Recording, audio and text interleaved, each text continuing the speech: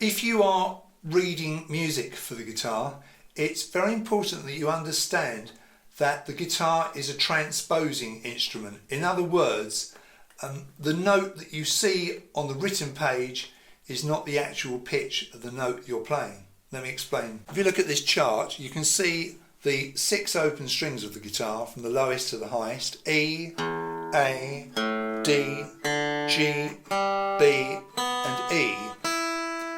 If you look along the line there, the E sits underneath the 3rd ledger line, those little extension lines, and the A sits on the 2nd line down underneath the stave. The D sits in the space just underneath the stave. The G is on the 2nd line up of the stave. The B is on the 3rd line up of the stave, and the high-pitched E string is in the 4th space of the stave.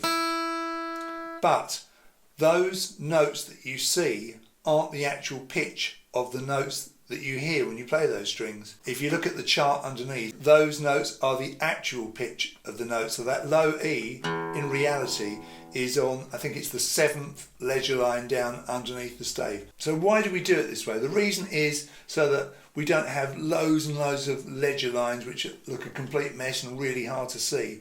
So we shift the entire pitch up. So every note that we play, every note that we read on the sheet music is actually an octave lower than the one we're actually playing. So notes are written 1 octave higher than they actually sound. So if you look at this page, the top note there is an E, and it's found behind the 2nd fret of the D string.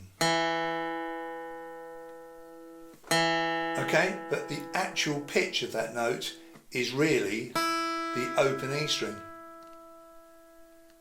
Okay, so let's look at the next one down. That E there, we saw it earlier, that's the actual pitch of the one I just played, the 2nd fret of the D string. You see? And then you can see the note in the top space. When we see that, we play this note, but the actual pitch of that note is up here on the 12th fret.